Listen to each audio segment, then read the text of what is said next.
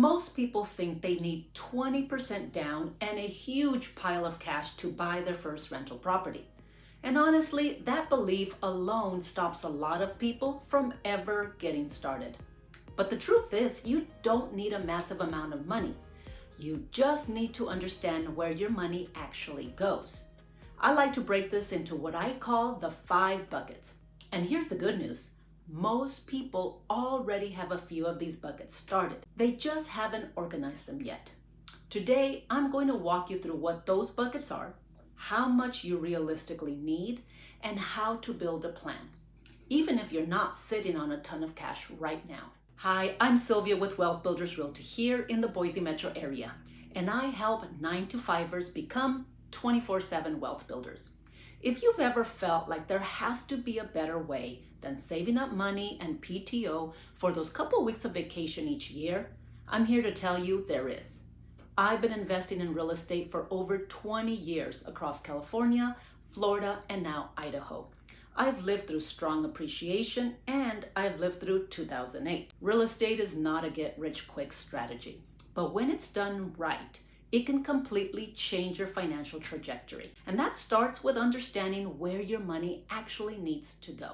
Let's start with the first bucket, getting into the property. This includes your down payment and your closing costs. This is where most people get stuck because they've been told they need 20% down plus closing costs. And that's just not true for most buyers. If you're starting with a primary residence or house hack, you might only need 3 to 5% down for a conventional loan. FHA can be as low as 3.5%. If you're looking at a duplex, triplex, or fourplex and plan to live in one of those units, those same low down payment options still apply. And on top of that, there are down payment assistance programs that can help bridge the gap even further. Now, if you're buying purely as an investment and not living in the property, then yes, the numbers go up. You're typically looking at closer to 15 to 25% depending on the loan. But even then, there are loan options that can give you extreme flexibility. Now, let's talk about closing costs. These usually run about 2 to 4% of the purchase price, and the exact number will depend on your loan and your lender and how the deal is structured. And this is where I want to give you a quick piece of advice.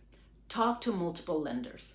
Don't just go with the first one you speak to. Loan structures, rates, and fees can vary more than people realize. Once you know your number, here's where strategy comes in.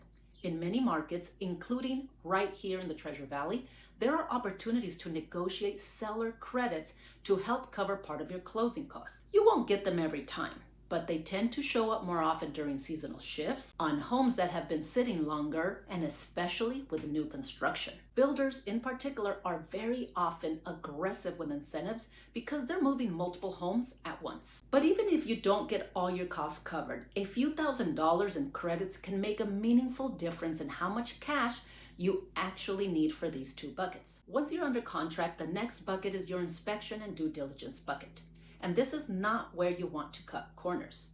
This applies to everyone, not just investors. Whether you're buying your first home or your first rental, you need to understand exactly what you're buying. But when you're investing, the stakes are even higher. You're not just buying a place to live, you're buying an asset that needs to perform. And in many cases, you'll be placing tenants in that property. That means you're thinking about repairs, but also safety and liability. As a landlord, you are responsible for providing a safe environment. This process starts with a general home inspection, which will give you a broad overview of the property: roof, HVAC, plumbing, electrical, and more. From there, you may need to go deeper. In our area, that can include sewer scopes for older homes and taking a closer look at crawl space and attics for moisture. In terms of costs, most inspections will run $350 to $500.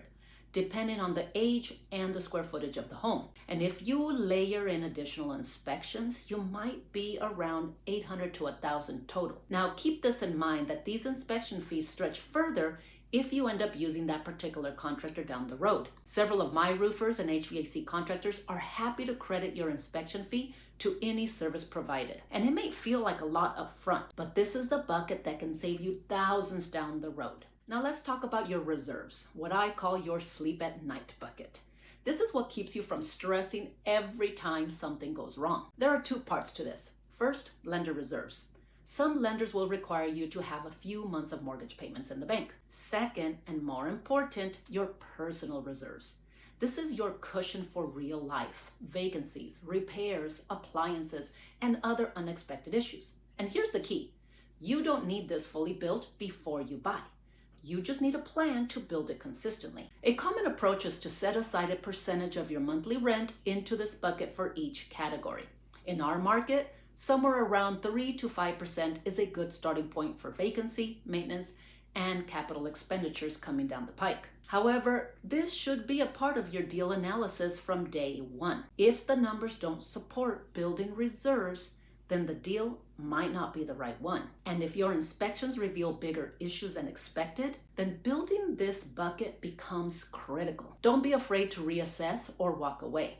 There will always be another opportunity. The final bucket is what I call your first 30 days bucket. And this is the one almost nobody talks about, but it shows up immediately. If you're moving in, you've got moving costs, regardless of whether you are hauling boxes in your car over the weekend or hiring movers to get it all moved in at once. If you're doing short-term rental, that might include additional furniture, linens, and getting the space guest ready. If you're renting it out, you're looking at photos, marketing, tenant screening, cleaning, and possibly a little vacancy while everything comes together. Even if you use a property manager, some of these costs may still come out of your pocket depending on how they structure their services. And then there are costs that could be warranted for both, like paint or flooring.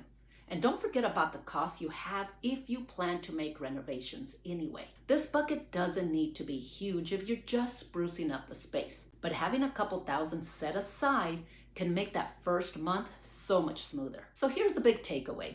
You don't need to be rich to invest in real estate. You don't need every bucket fully funded. You just need to understand where your money needs to go and have a plan to get it there.